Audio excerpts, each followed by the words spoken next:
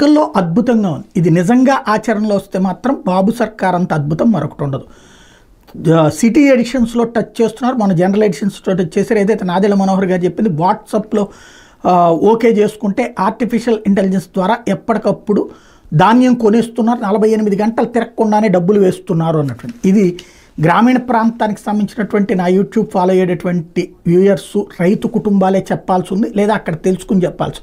ఎందుకంటే గుంటూరు నుంచి ఒక ఐటెం వచ్చింది, క్వింటాకి మద్దతు ధర 2320 రూపాయలు ఉండేటప్పటికి నా కొనుగోళ్ళకి 45 క్లస్టర్లు ఒక గుంటూరు జిల్లాలోనే ఏర్పాటు చేశారు. అన్నదాతలు కోరుకున్న మిల్లులకే కేటాయించారు. విక్రయించిన 48 గంటల్లోనే సొమ్ము జమ అవుతోంది అన్నటువంటి వార్తని హైలైట్ చేశారు.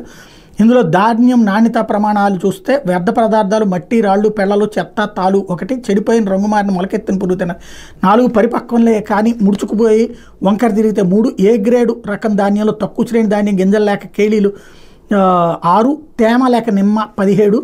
ఓవరాల్గా చూస్తే ఈ ప్రభుత్వం వచ్చిన తర్వాత అద్భుతం జరుగుతుంది. 249 రైతు సేవా కేంద్రాలు గుంటూరు కృష్ణా పశ్చిమ డెల్టా పరిధిలో కోతలు మొదలయ్యాక జిల్లాలో 249 రైతు సేవా కేంద్రాలు ఉన్నాయి. ఒక గుంటూరు జిల్లా ఈ అమరావతి ప్రాంత కృష్ణా పశ్చిమ డెల్టా ప్రాంతానికి సంబంధించి ఆయా ప్రాంతాల్లో ధాన్యం కొనుగోలు కేంద్రాలకి ఏబీసీ విభాగాలకు వర్గీకరించి 45 క్లస్టర్లు ఏర్పాటు చేశారు. నిబంధనల ప్రకారం తేమ శాతం 17% వరకు ఉంటే కొనుగోళ్లకు అనుమతిస్తారు. జిల్లాలో ఎక్కువ బీపీటీ 5204 రకం వరి సాగైంది. ప్రస్తుతం కోత కోసిన వెంటనే తేమ శాతం 25 వరకు ఉంటుంది. ధాన్యం ఆరబెట్టేందుకు వాతావరణం అనుకూలంగా లేకపోవడం, వెంటనే రెండో పంట సాగు రైతులు సన్నద్ధమవడంతో ప్రైవేటు వ్యాపారులకు అమ్మేస్తున్నారు. కృష్ణా గోదావరి జిల్లాల నుంచి వచ్చిన ప్రైవేటు వ్యాపారులు 75 కిలోల బస్తాకు 1400 ఇస్తున్నారు.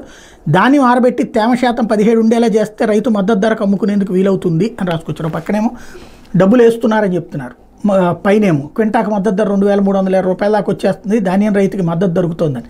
మరొక వైపున 1400 రూపాయలకే కిలోల బస్తాకి 75 కిలోల బస్తాకి 1400కే ఇచ్చేస్తున్నారు అని చెప్తున్నారు. అంటే హెడ్డింగ్ ఒకటిగా ఉంటుంది, వాస్తవం మరొకటిగా ఉంటుంది.